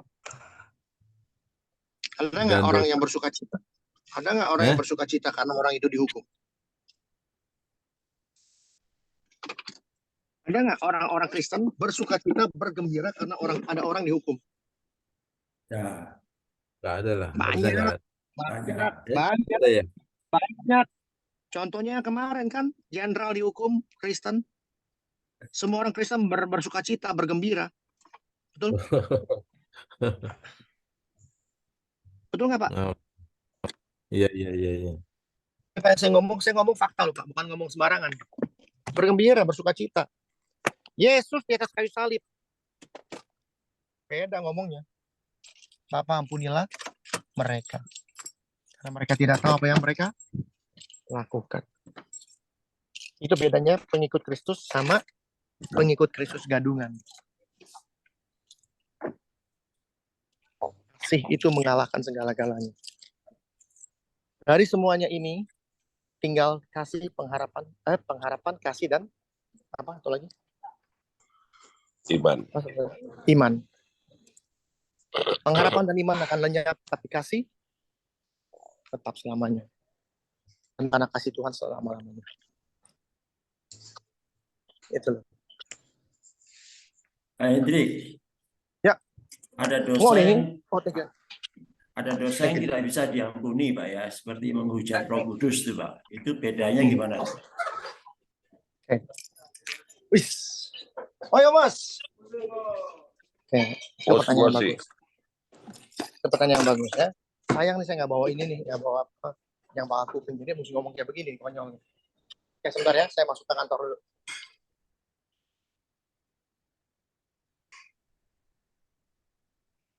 Dosa menghujat Roh Kudus. Aduh, dikunci.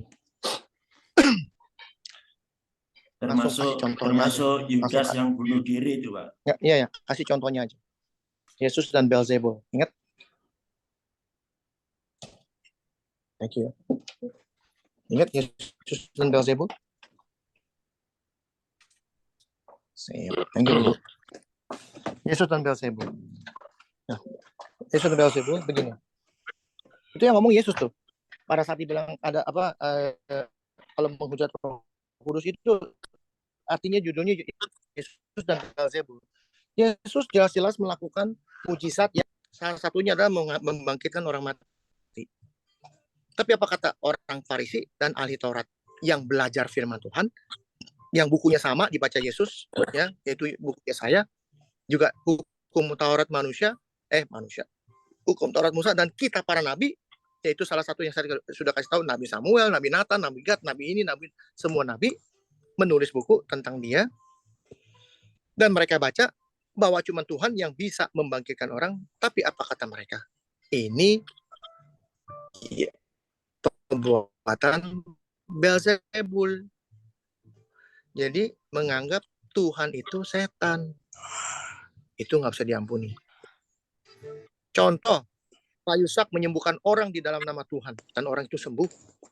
Lalu saya bilang, Pak Yusak pakai ilmu itu tuh, pakai ilmu apalah, ilmu kudu, pakai ilmu setan, pakai begitu. Itu saya sedang menghujat Roh Kudus. Padahal itu pekerjaan Tuhan, pekerjaan Roh Kudus. Itu saya menghujat. Dan saya tahu hanya Tuhan yang bisa lakukan itu, tapi mulut saya mengatakan itu pekerjaan setan. Itulah penghujatan Roh Kudus. Ngerti Pak Anfang? Iya. Itu cuman pakai bahasa yang gampang aja yang sehari-hari. Ya, kalau satu kali waktu dia bertobat, akhirnya dia mengerti. Satu kali waktu dia bertobat dan akhirnya mengerti dan minta ampun, bagaimana itu, Pak?